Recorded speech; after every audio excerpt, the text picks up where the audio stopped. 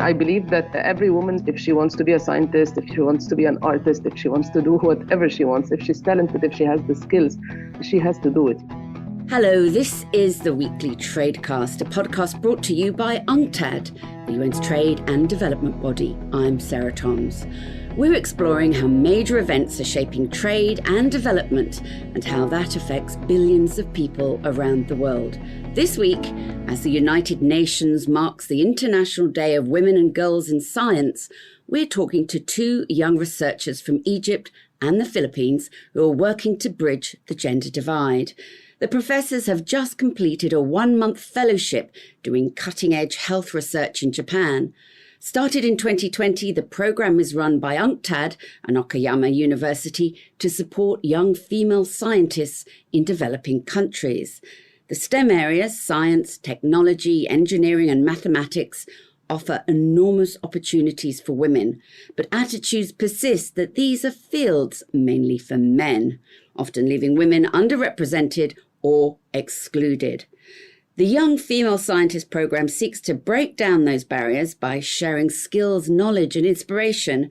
To hear more about their time in Japan, their work and their plans for the future, we're joined now by our two guests.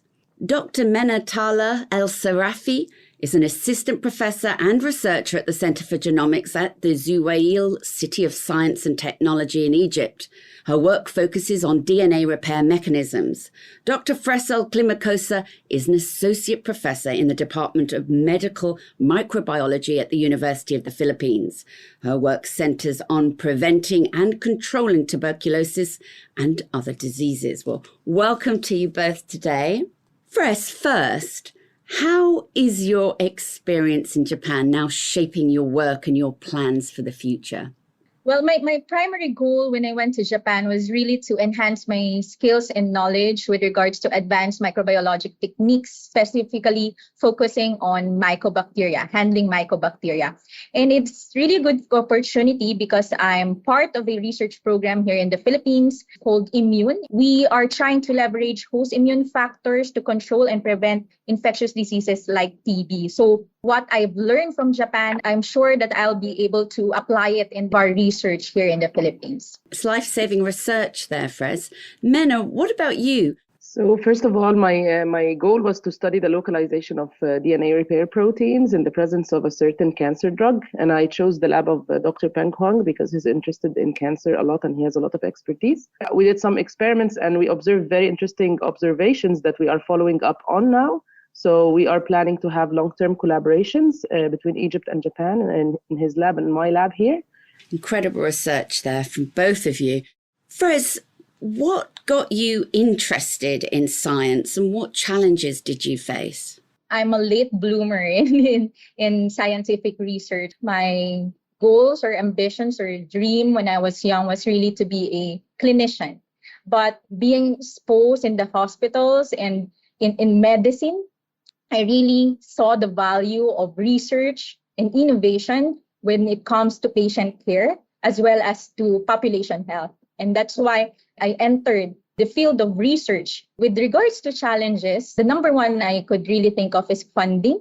There are also some of the bureaucracy with regards to procurement, as well as the prices of medical supplies that we need in the implementation of our research. It's very striking that in developing countries, the prices of these supplies are 3 times or 5 times even compared to the developed countries. Actually, in Japan, when we ordered our primers for our experiment, it only costs $6.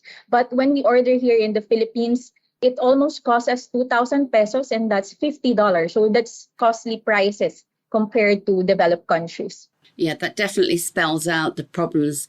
Mena, why are the sciences, technology and innovation so important, do you think, for women, particularly women in developing countries? I believe that every woman should do whatever she wants. If she wants to be a scientist, if she wants to be an artist, if she wants to do whatever she wants, if she's talented, if she has the skills, she has to do it, you know. Of course, she can contribute to all kinds of fields. So there shouldn't be a ceiling or restrictions to where she is supposed to go, and the society should not force her to walk on a certain path. In general, you can divide the problem in every place into maybe governmental and like institutional, and then the social part. So I think in Egypt, it's not so much of a government problems because women can become ministers, but it's more of social pressure. So, for example, I have in my lab like 80% women, and I see they struggle a lot with their families because they have the dream of continuing their masters and then maybe the PhD abroad. There is a lot of pressure to get married, a huge pressure that distracts them a lot from their work. So I'm so glad that my family did not do the same. But I think this is like one of the main issues that is facing women scientists to progress further. Also, Mena, what more do you think needs to be done, and who needs to do it to bridge the gender divide then in science and technology? I think that the UNCTAD program with Okayama University is also a great opportunity for women to get exposed to different cultures, make new networks, long-term collaborations. So I believe that more of these initiatives are very important. You need like different kinds of fellowships and different kinds of support. So I think that we need more of these initiatives. So Fres, what do you think needs to be done to bridge these divides? All players, from the individual to communities and to the government level, should be actively participating here. There are already laws and policies that tackles gender discrimination in workplaces and even in science. So appropriate funding for science and also health could help in bridging this divide.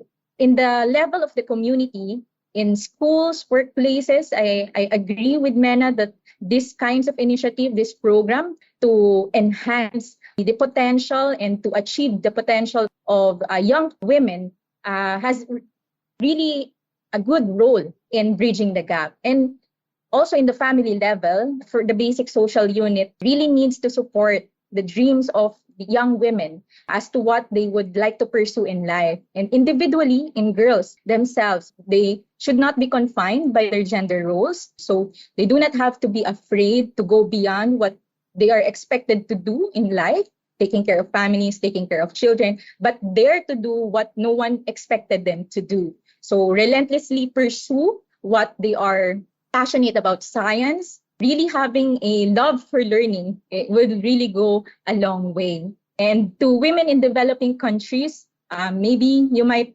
think that there are limited opportunities, but just like this UNCTAD program, it offers a good opportunity. You just have to search, explore, and even ask people so that you would know about these opportunities, and you will be surprised that many are willing to help. What about you, Mena? What advice would you give?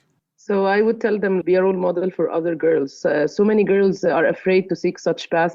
Time management is very important for women and men, actually, but even for women more. If she has a kid, manage your time well. You will manage to achieve whatever you want.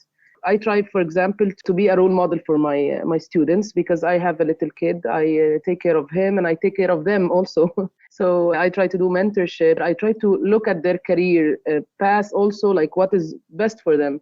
So just try to be an example and to treat people like the way that you would like someone to treat you. What about you, Fres? What would you do to help the next generation? Part of the reason why I am in academia is also to inspire and challenge the younger generation on what they could contribute.